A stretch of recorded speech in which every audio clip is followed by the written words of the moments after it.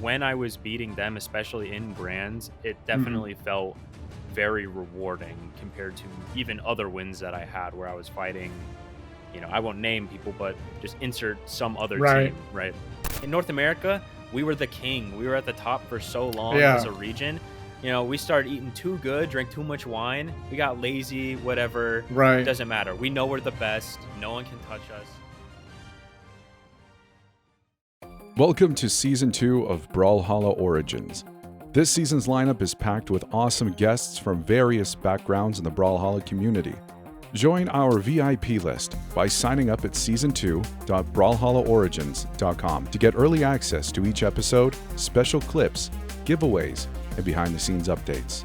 Today's guest is Phazon. He's a content creator and professional player known for his mastery in Brawlhalla Doubles. That's it! Remy and Phazon have defeated the undefeated doubles team! They have done it! Can you believe it? Remy and Phazon are your low-tier City 7 doubles champions! Brawlhalla Origins is presented by Brawl Academy. Brawl Academy's mission is to provide the best educational content for improving at Brawlhalla to support competition long-term by bringing in and leveling up new talent. Learn more at brawlacademy.com.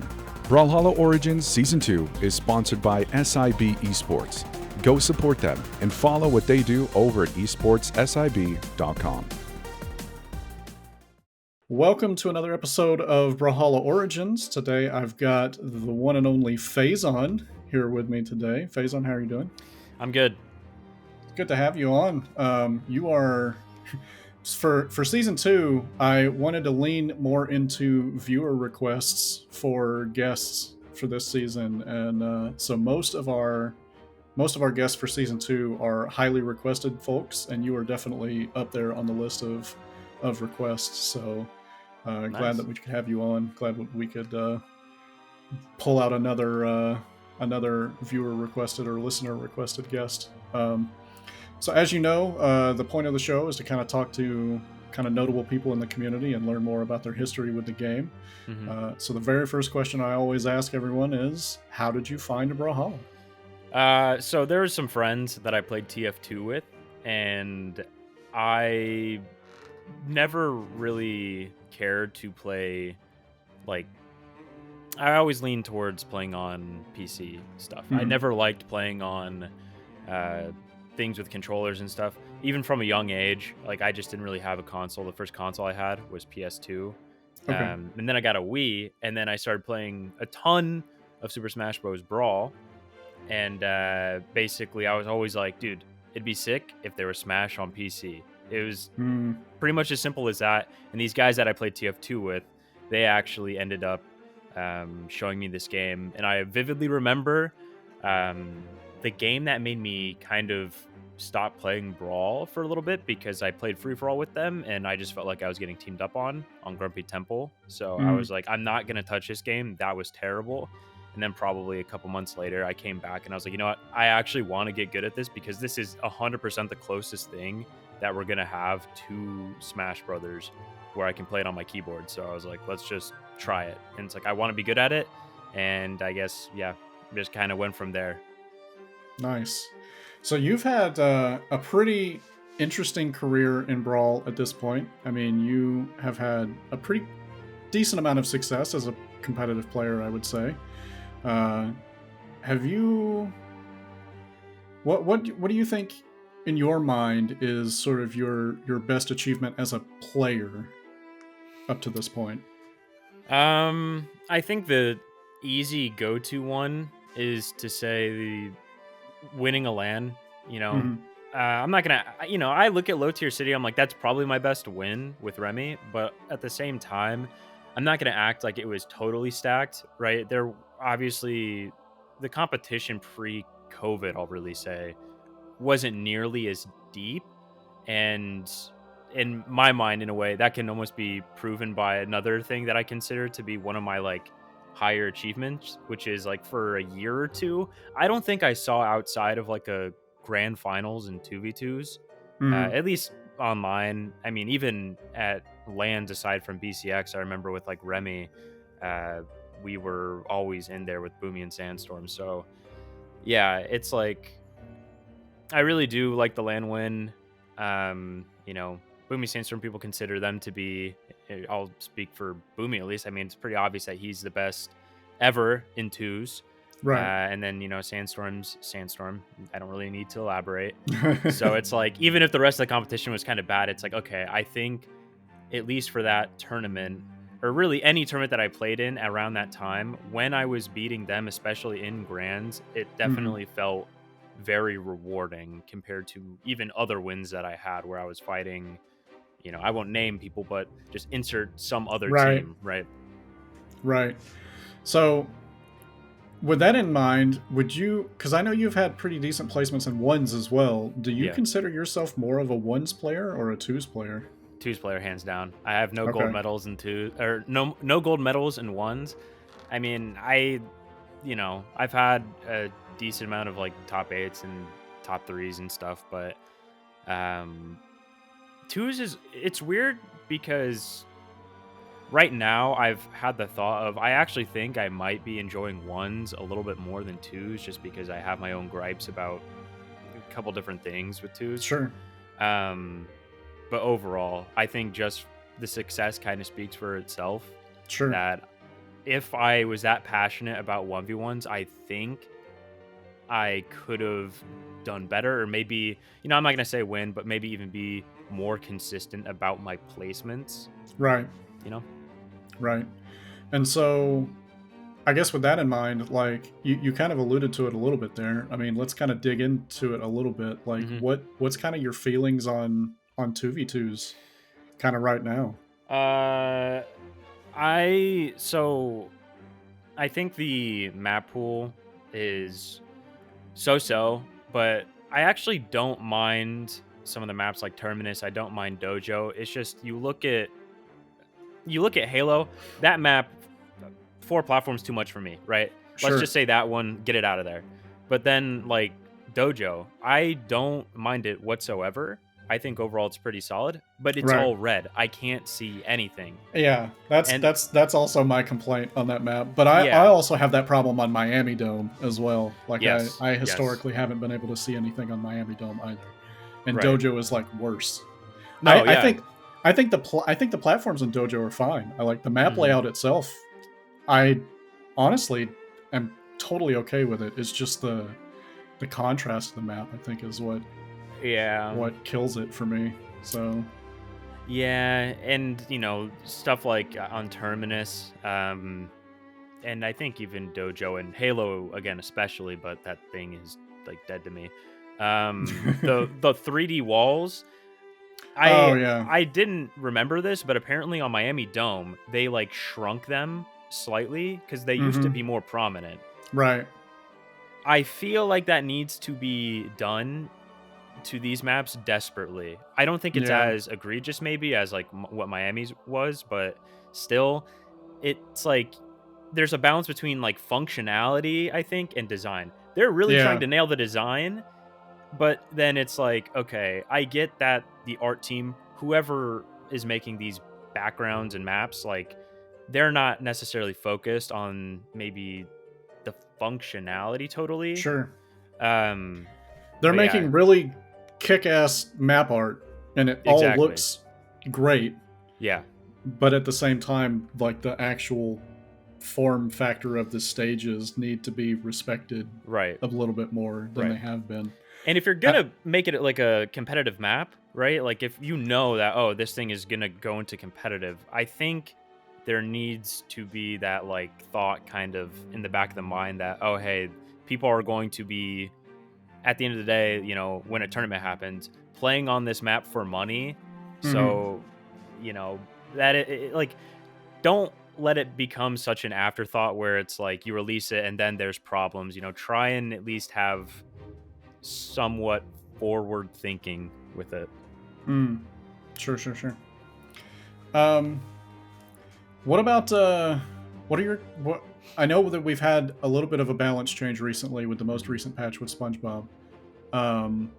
But I guess kind of going into sort of like the end of 2023, now that BCX is kind of over, and looking forward to 2024, like, what are your thoughts on the current state of the 2v2 meta?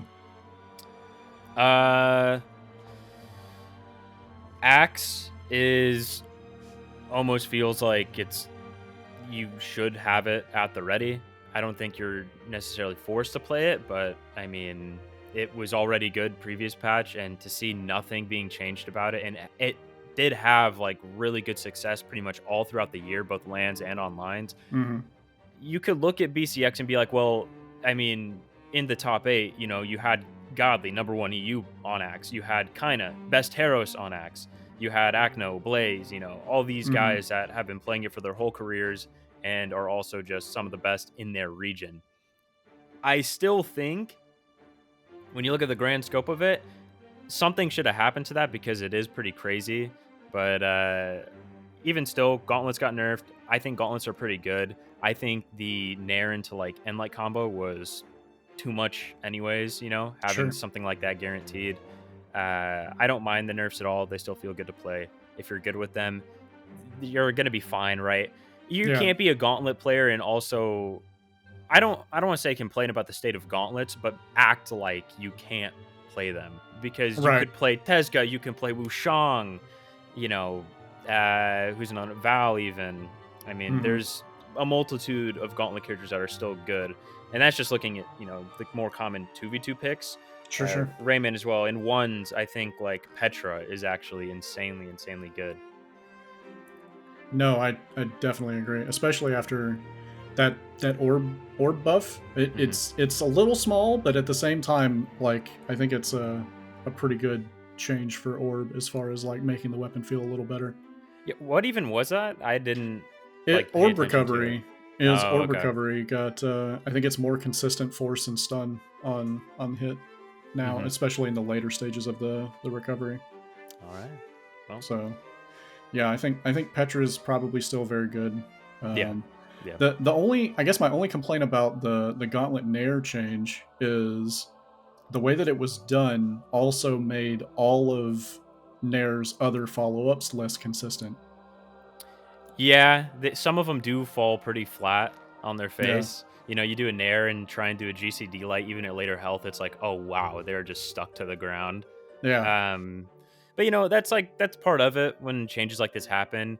You can't, because that is like thinking, like, the mindset is previous patch, like, oh, this, you know, this was working. Right. It's as simple as now it's not working. Yeah. It's about adapting to the balance if you still want to play the weapon. And I think there will probably be some people that switch, but I agree. I think Gauntlets are still very good for most Gauntlet players. Yeah. To try to move off of balance and meta, you have kind of blown up a bit in content over the last, what would you say, like year, 2 years? Honestly, like, I don't even think it's like a blow up really. I think I was helped out by the fact that I've done pretty good in the competitive scene. Sure. And like, I've been making videos probably since 2018, roughly. Okay. And really, I don't, like, per month, I'm not gaining like a ton of subscribers and stuff. And of course, I've kind of changed how I upload in the past year or so. Sure. But as far as now, I mean, it is weird to think that realistically I'll be at 100,000 by the end of the year, right? And it's been a bit of a slow crawl, but I mean, it's a pretty weird thing to think, like, that there's even 100,000 people that are, you know, interested in Brawlhalla.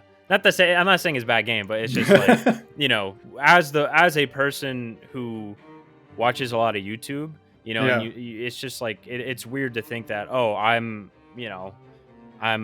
going to get like a play button and stuff. And it's like, even if that's not the most uncommon thing in the world anymore, there's so many people doing content now. Right. It still is a pretty, like, you know, whenever someone asks me what I do, it's like, oh yeah, I do this thing. And they're like, oh, you do something else? Like, no, this is what I do.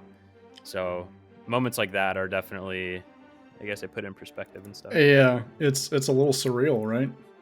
Because it's not just that like there's 100,000 people that are watching Brawlhalla. It's that of all the things that exist on YouTube, they're choosing to watch Brawlhalla over something else.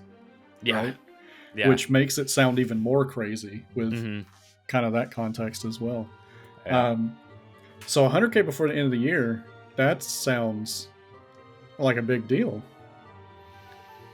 I mean, it is, but at the same time, like I feel like I've been sitting on, I look at my subscriber count probably a little too much now. Sure. Given I'm like closing in. And also, on Twitter, like I put out a tweet how it was like, oh, just to hold myself accountable, if anything, like to get content, keep moving, something to reference and be like, oh yeah, I set this like temporary goal in a way. Yeah, I don't plan on doing anything crazy really. Sure. Again, just because it's not like it's been some like all of a sudden like boom, oh wow, we're here, this is crazy. It's been like I'm at 97, I'm at 98, it's getting been close a to 99 grind. yeah. And it's like once I hit 100,000, it's like, I mean, I knew I could be here. Yeah. You mentioned that you kind of changed up how the way that you upload in the past year. Can you tell me a little bit about that and like what's kind of changed for you as far as like content creation? Okay, so in previous years, I'll just even go a year back. I was trying to upload roughly, and I'll include like throughout college too. Really, I was just putting out more casual commentary. Of course, there'd be like a series here and there that I would do. And I would be doing a couple times a week. Whereas at the beginning of the year, I ended up doing I say roughly because it definitely did not stick to this because of, personal reasons and stuff. I have a life outside of this stuff. Obviously, I hope that's clear. I don't just sit and play Brawl 24/7, even though some people probably think I do. But no, I was like, I'll do once a week, try and make it a bigger video. I work with a great editor, Ixed, and he's been an immense help.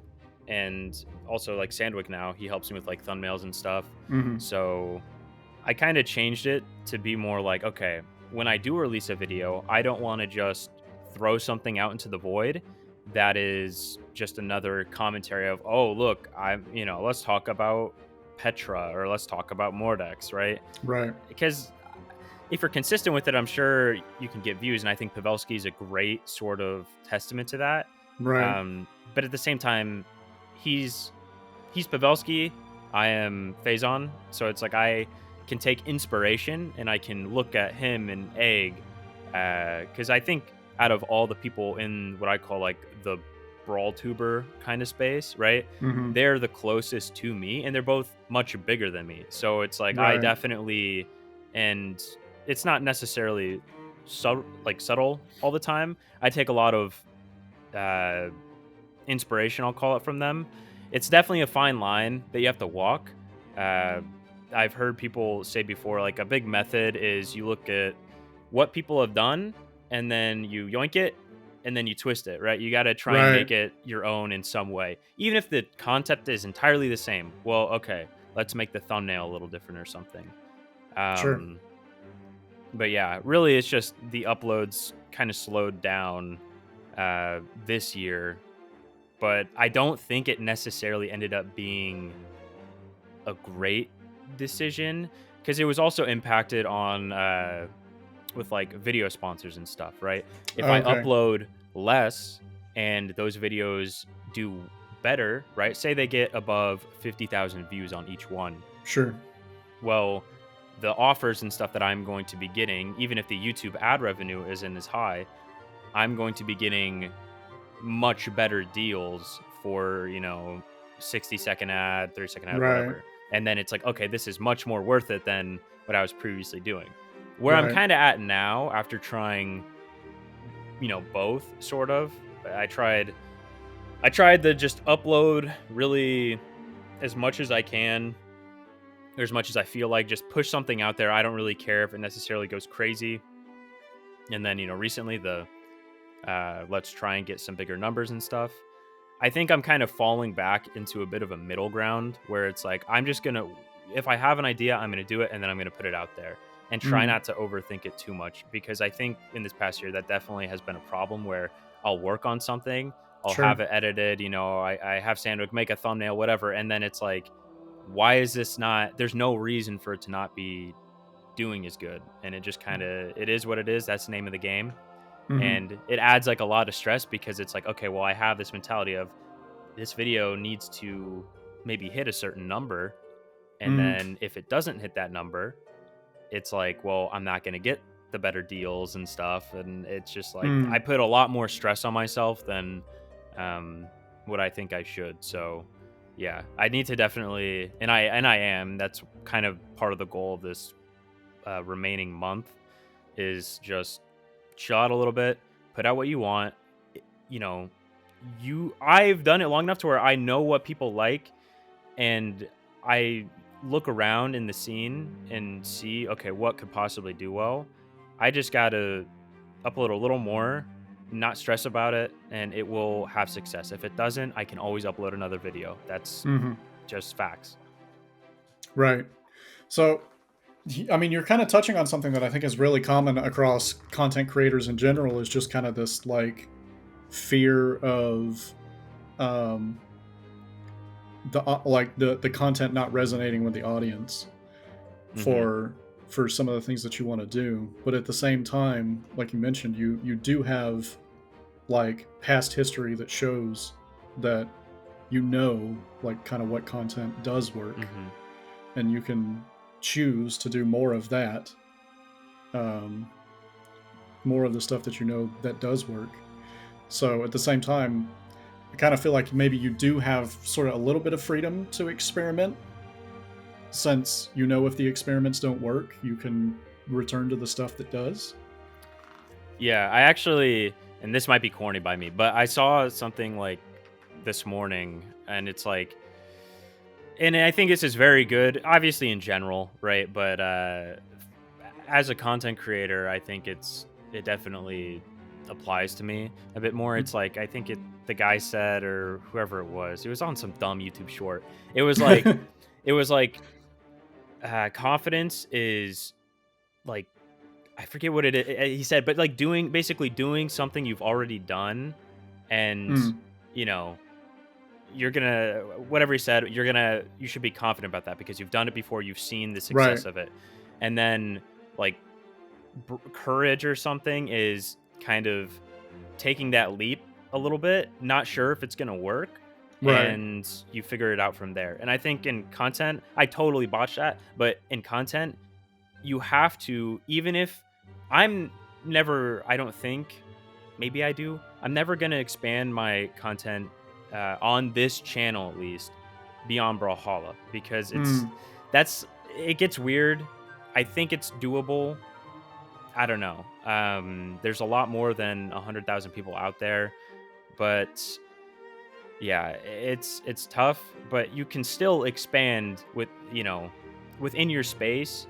There are corners and stuff that you could reach into that um, other people haven't yet. And that is hard with Brawlhalla sometimes, but I think stuff even as simple as like the 1v7, that is a great example mm, of where I've been able to actually kind of do something differently. And I look to like at Valorant videos for it, and it ended up working out, you know, really good. There's some of my best performing videos on there, and it translated extremely well to Brawlhalla. And there were a couple different ones for them, but yeah, it's like you gotta try stuff, but at the same mm. time, you know, you don't need to go so extreme to where like, yeah, you do something and then it's like, okay, this probably won't do. You never want to think this probably won't do good. Like, you never want to make something and be like, my cat keeps getting up. You never want to think like, I'm going to try something just for the sake of trying something. I'm Mm, going to have a bit of a plan of attack. I think right. that was a lot of waffle, but yeah, I'll leave it on that. You gotta go into it with a game plan. You can't just wing it. I think even if it looks like some people just wing it, they in the end always have like a really, really solid approach beforehand. Gotcha. Okay. So you mentioned that you probably aren't going to upload beyond sort of like Brawlhalla on your current channel. I mean, at this point, you're doing full-time content creation, right? Yep. Have you considered like starting additional channels for other types of content? Or is that something that you're interested in?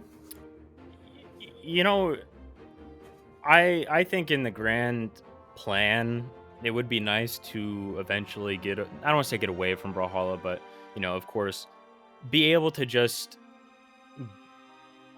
turn on like my live stream, for example, and just the focus is about whatever I do, not just Brawlhalla. The focus is more on me, I guess.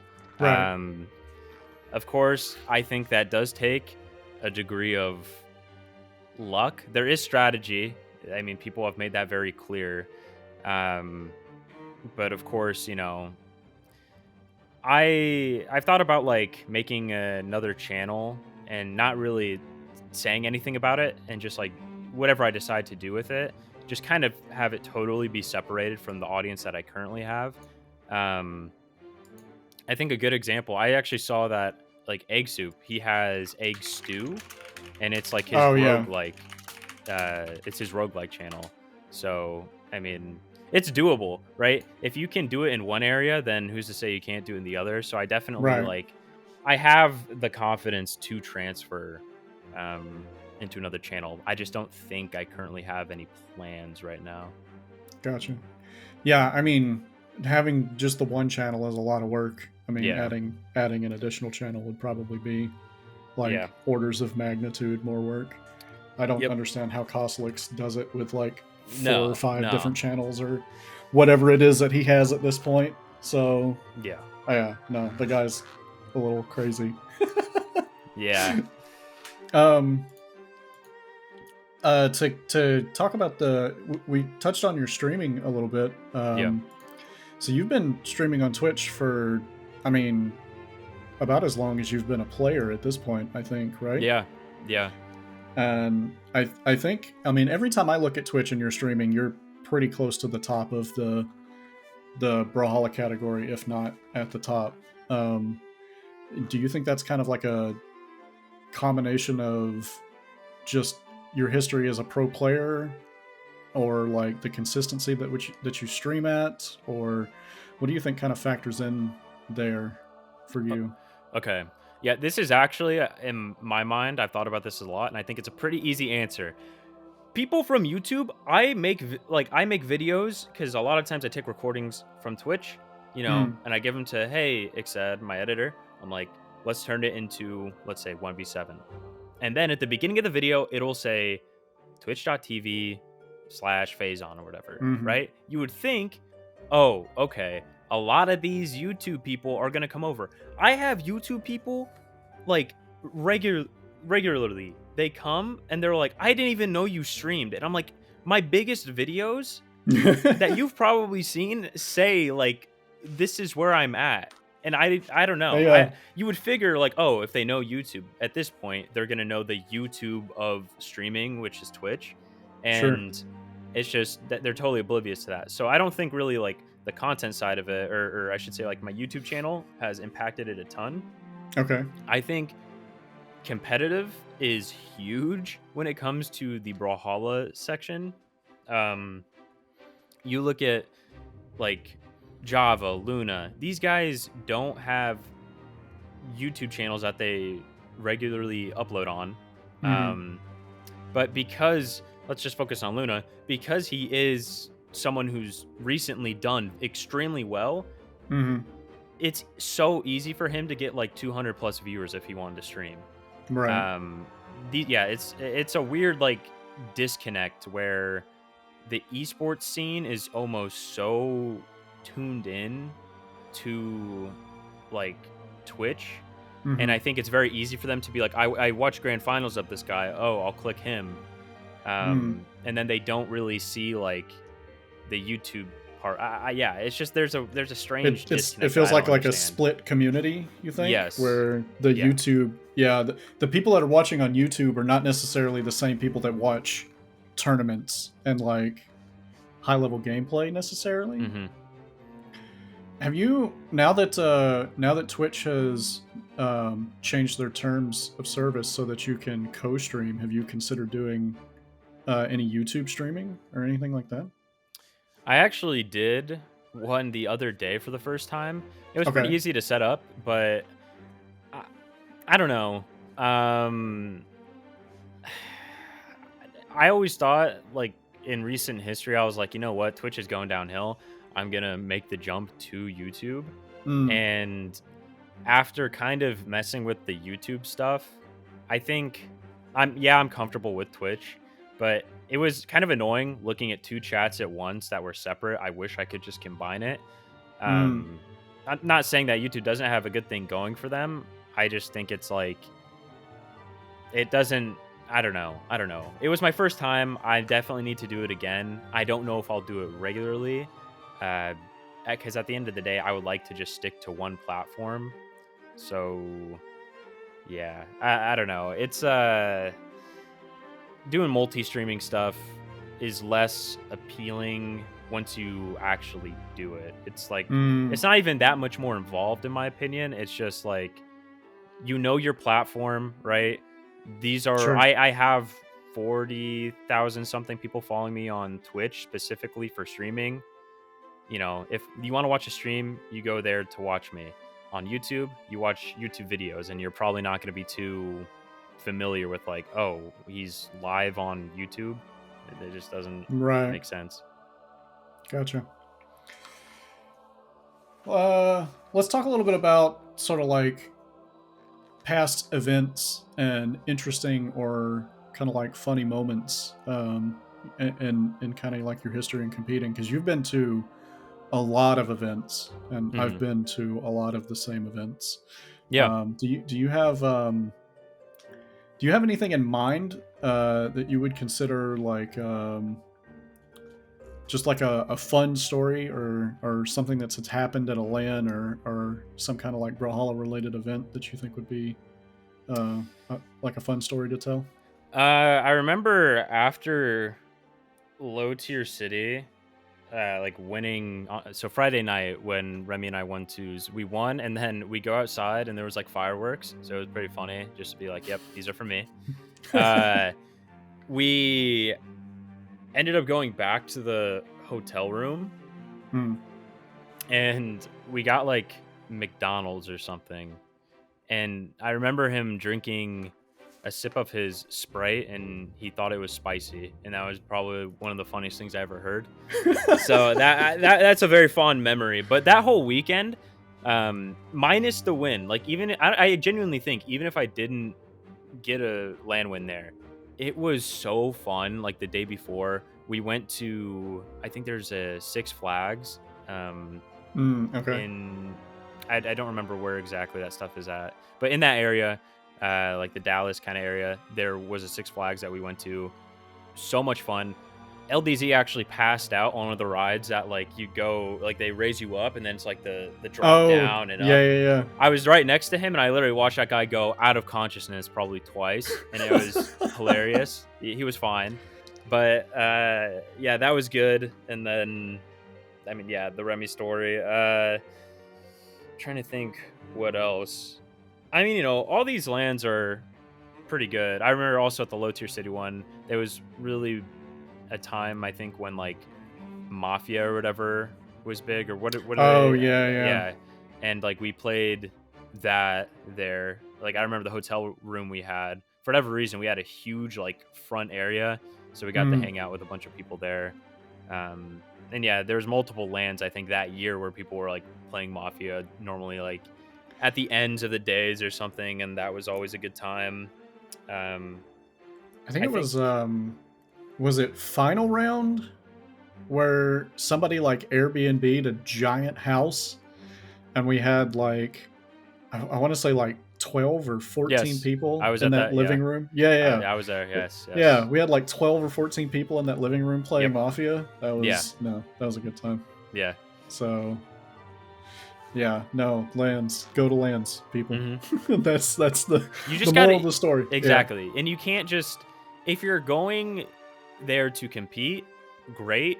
But if you don't do how you want, still like I've been there. It is so hard. Still try and make the most of the event. Like, Yeah.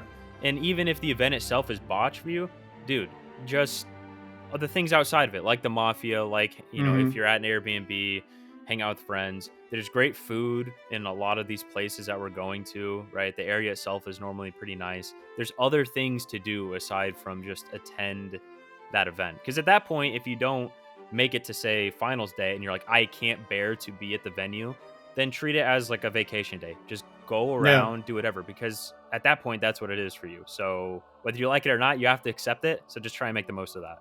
Yeah. Yeah. No, that's great advice. Yeah, these are like for everyone except for like the top 8 players. Mm-hmm. I generally think that these LAN events should be considered like social gatherings. Pretty much, Like, yeah. yeah, like you should be there to like meet the people that you play against online and hang out and have fun. Like, Mm-hmm. and that's the best part of BCX too, is because it's the biggest one. So Exactly. kind of on the same terms of advice, let's talk a little bit about like new players kind of on the come up. As someone who's kind of been in the pro scene for a long time now, what would be your kind of advice on players that are like looking to enter into competitive or start to get good, or maybe are starting to get good and want to get better and participate and perform more at these events? I would say enter in community tournaments. Like, those are, you know, there's so many of them nowadays. It's very easy to get involved. They're going to make you comfortable in tournament settings. Even if all the greatest players aren't going to be playing, you know, you can fall back on the fact. And even if you don't place well, you're like, oh, I've been here before, right? So when it comes time to like entering a major tournament, maybe the nerves are a little lessened. And even if they're not, at least you're familiar with how to maybe conquer them. And okay, like, how can I divert this energy that I'm feeling, this like negative energy in the moment? How did I use that in the community tournament? Did I end up letting it basically make me fold, or was I able to kind of transfer it? You know, was I able to like box it in my mind, take a deep breath in, reset, and, you know, I was able to pull through, clutch up, whatever the scenario was in your set. Communities, yeah, they're a huge thing. I would also say ranked is very good, but make sure you are playing it for the right reasons. If you're wanting to kind of ascend into like the pro level, if you go in the like, if you play ranked with the mindset of, oh, I want to get elo, I want to get elo, well, then you're gonna fight someone who, say, is a pro, right? Or just anyone. You get beat by them, you might not be as inclined to rematch them because you're like, oh, I don't know how to beat them, so let me just avoid them completely, right? You start dodging the tough matchups, and that's where you have to kind of take that leap at that point you're at, because it's like you're good enough to beat, you know, Diamonds, other Valhallans, but if you're not going to be figuring out your problems, right? You're not going to be willing to face people who might tank you 150 elo and you might have a terrible ranked record with them. Well, then you're never going to figure out what it takes to necessarily get to that next level. Because what if you run into them in tournament, especially starting out as a, let's say, someone who feels like they can break into it, right? Like a semi-pro, as a lot of people say, right? They haven't gotten placements before, but they feel like they're right there. You got to be comfortable with losing in practice, and ranked is practice. And the Brazilians do a great job of this, or all of South America does a great job. They don't focus on the elo itself.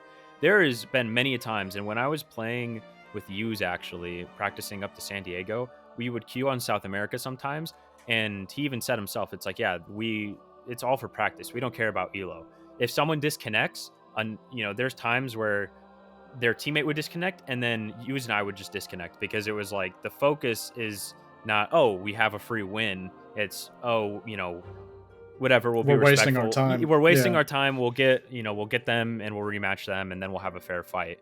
And honestly, with that sort of logic, it's easy to see why they ended up having so much success at Right. BCX, right? With having probably the least amount of players from their region there to get first and second in ones. Yeah. I mean, that's crazy. That's so crazy. But yeah, those are just some of my tips.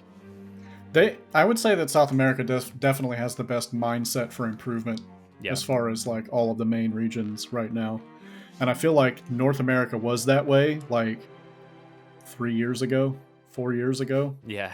And it kind of fell off pretty significantly as far as like people's sort of like mentals. And it would be cool to get that back. No, it would be. Yeah. I think we've just been at the top for so long, right? I made the comparison to, like, we are a king in North America. We were the king. We were at the top for so long as a region. We started eating too good, drank too much wine. We got lazy, whatever. Right. Doesn't matter. We know we're the best. No one can touch us. More of these people, right? You got the people in the court conspiring against you. The South Americans are like, we have something to prove, right? We are this good. And the Europeans, who failed multiple times to get like a world championship and stuff, it was like, dude, we are, we're ready to finally get something as well. And here comes Godly, here comes Kinda, here comes Yuz. So one of the things I wanted to ask you about too was, we talked a little bit about your advice for new players or players on the come up. How about your advice for content creators or people that are looking to get into sort of the content side of Brawlhalla as well? I would say when it comes to that, you just gotta do it. Like, you have to, I don't want to say you have to force yourself to upload, but you kind of do. You just have to like get that out of the way. You have to make it a habit, right? A good comparison for some maybe is like gym, right? At first it's like, it feels like a bit of a hassle, but then, you start enjoying it mentally, physically, obviously, you might see some results or something that you like. And then from there, it becomes not a task or another job. It's like, oh, this is a fun thing to do. And with recording, that's way more of a passive thing than going to like the gym is. And even like with live streaming and stuff, a lot of these guys, I was talking about like Luna earlier. He will, not lately, but he has in the past like streamed a decent amount. It's like, oh, you can just hit record at the same time, and then you can transfer whatever you are live streaming into a condensed video version. The hardest part is, learning how to edit, thumbnail, and coming up with like a title and stuff. But the thing is, if you do have the money to do so, you can send those off and have other people do them for you and even do them better. But I definitely implore everyone who is interested in getting into content. And I've been talking to Snowy a lot about this because he's been trying to figure out how to grow and stuff. I would say it is very beneficial to, even at a base level, know how to work Photoshop, know how to work Premiere Pro, or just any sort of, video editing software, to know the basics. That way, if your editor can't do something, or you're like, maybe I can't necessarily afford to have an editor, well, you can do them yourselves, and you can do the basic cuts, you can do basic transitions, balance out audio stuff need be, and you might find out that you actually really enjoy it, and then you save a lot of money because you're not having an editor just edit everything. Because if you're gonna stick with it and you're gonna keep growing, their workload is going to only grow, and the amount of money that you give to them is only going to grow. Obviously, for some, that's a necessary thing. For others, that might not necessarily be the most worthwhile thing in the world. So you just have to kind of, at that point, there's pros and cons both sides. Where do you fit? Right. Well, we're getting pretty close to the end of our time together. One of the things that I like to ask people at the end is if you have anything particular that you want to say to sort of like the community, the wider community, even beyond like Brawlhalla, like competitive or whatever the case may be. Anything that you would like to say to people? Oh man, not particularly. I'll keep doing this as long as I enjoy it, and I'll be open about it. Like I've had my ups and downs this year, without being specific, but it's like at the end of the day, I think it's very important for everyone to have something that even when stuff feels kind of rough, you can go back to it, you can enjoy it, and you can kind of remove yourself, I don't want to say from reality, but take yourself away from whatever current situation you might be facing. And that is different for everyone. I'm not going to try and point anyone in, some sort of direction, but be passionate about things. Once you lose that passion, it's important, I think, to try and make an effort to see if maybe these other things are bothering me to a point where it's kind of hindering the stuff I do love. But if you don't love it, right, you put forth the effort, you try and really reinvigorate yourself in a way, in the area. Like for me, if I really hated doing content and I was pushing myself to do videos and I was like, you know what, I tried, I really put forth my best effort, I still don't enjoy it, that's okay. There's so many other things to do. You don't have to feel cornered in any way. There's nothing wrong with trying something different, or just casting your net, seeing what's out there.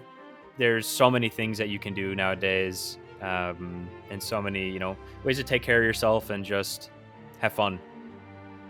Nice. You kind of alluded to it there. One last question, I think, is at this point, do you consider yourself more of a competitive player or a streamer, or or content creator? And do you see one or more of these lines kind of continuing forth into next year and beyond? Like, are you still going to be playing competitively, or is content more your focus now? That was another reason why, like, for this December month to close out the year, to really try and find my stride again with content, because it is hard, dude, to compete at a high level in Brawlhalla. It is crazy. I'm only able to, like, and people, sure, someone can say I fell off, right? But the thing is, I've still been getting relatively the same placements that I used to, at least in 1v1s, like around 9th or so. And it's like, I'm improving as well, but some of these people, there's so many more people now in general, and there's so many more people who are just grind all day. All they're focused on is like competing and nothing else. Whereas for me, I do feel like I've been pulled in two different directions when it comes to, oh man, it would be so nice to win again, just get good placements, make some money like that. And I know that'll like benefit my channel and stuff, because it does. But at the same time, I'm like, oh wow, I have made decent money from doing content, and I know the opportunities can only grow, and that is way less stressful. And it's like, I'm being pulled on both sides, and I'm like, oh, I don't know if I want to compete with 15-year-olds for another 2-3 years. And I don't know. I would say I'm trying to maybe make a bit of a transition into content and stuff, but I just think, and I talked about it a little bit with like the passion stuff, like with competing since 2017. Like my first major win was in 2017. My last major win was in 2021. Like it's so difficult to continue to have that same, like, let's get another one. Right? For me at this point, it is a 1v1 win. It is any sort of 2v2 win would be, a win in general is nice, but like a BCX win, because I've won an online 2v2, I've won a LAN 2v2. A BCX 2v2 is really the only place I can go from there. And then again, like I said, 1v1 stuff. So it's like, I have to ask myself though, do I have the drive? I know what content can do. Content is much longer lasting. Like the competitive scene, there's no guarantee that the prize pool is going to be as big as it was the previous year, or if it's, you know, they're going to give the just same support in general. They're going to have like the same online tournaments and stuff. Are they going to have more LANs, whatever? You don't have any sort of guarantee of that. And content, you know, you have your own, you're relying on the game still, but at the same time, you built that for yourself, right? The game, the competitive side goes away.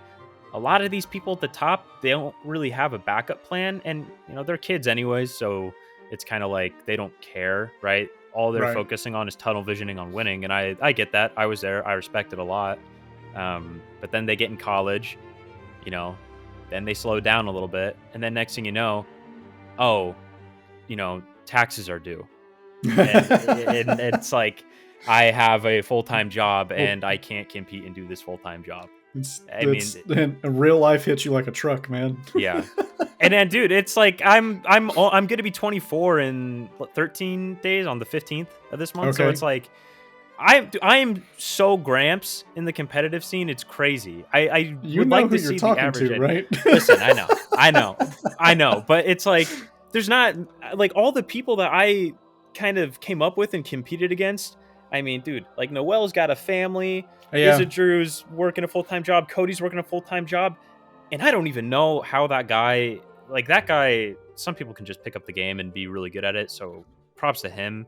I'm not like that, right? If I had to work a full-time job, it would be, I think, maybe too much for me, especially competing, because it's like, I don't want to go from 9 to 5 to, oh, okay, let me grind this game for 3 hours and just be frustrated half the night, and then compete on a Saturday, absorb my weekend that I could have done something else, you know, right? Because it's like you're making your money from this other place now. It's just hard to be like, really give your best effort when you're not relying on it a lot. So that makes sense. Yeah. All right. Well, that was great. I appreciate you coming on the show. Thank you for being here. That was episode 9 of Season 2 of Brawlhalla Origins. Thank you very much, Phazon. No problem, dude. It was fun. Have a good one. Thanks for watching this episode of Brawlhalla Origins. We'll be back next week with another episode. Join our VIP list by signing up at season2.brawlhallaorigins.com to get early access to each episode, special clips, giveaways, and behind-the-scenes updates. See you next week.